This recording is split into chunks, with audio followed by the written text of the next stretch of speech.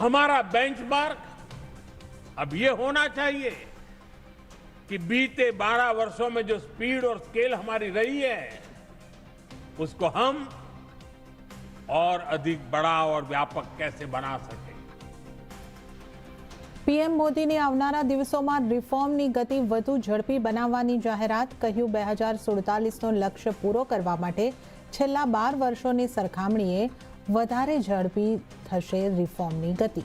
Green energy, nuclear energy, data centre, made in India જહાજ અને પ્લેનની દિશામાં પ્રાપ્ત કરશે મોટા માઇલસ્ટોન્સ.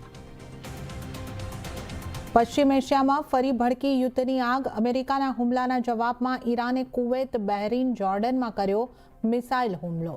જોર્ડનમાં અમેરિકાના એરબેઝ ઉપર 12 બેલેસ્ટિક મિસાઇલ છોડ્યા હોવાનો દાવો. સંયુક્ત રાષ્ટ્રમાં પશ્ચિમ એશિયામાં વધતા તણાવ પર દર્શાવી ચિંતા.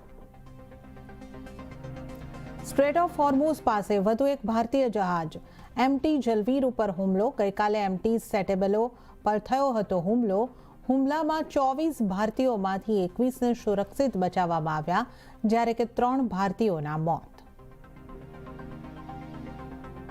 દિવસભરના ઉતાર ચઢાવ બાદ અંતે બજાર ઘટાડા સાથે બંધ. નિફ્ટી સેન્સેક્સ 5% ઘટાડા સાથે બંધ. નિફ્ટી બેંક નીચલા સ્તરેથી સુધરીને પોઝિટિવ બંધ. મિડ કેપ અને સ્મોલ કેપ શેર્સમાં રહી વેચવાલી.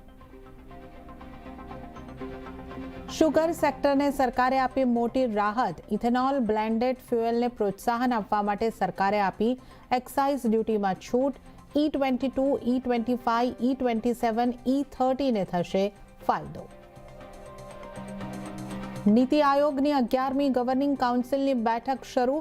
પીએમ મોદી કરી રહ્યા છે બેઠકની અધ્યક્ષતા. વિકસિત ભારત 2047 માટે સામેલ માનવ વિકાસ પર ચર્ચા. અને અમદાવાદ પ્લેન ક્રેશ દુર્ઘટનાનો રિપોર્ટ આવી શકે આવતીકાલે. કરુણાંતકાનો વરસી. મૃતકના પરિજનોને ન્યાયની તલબ.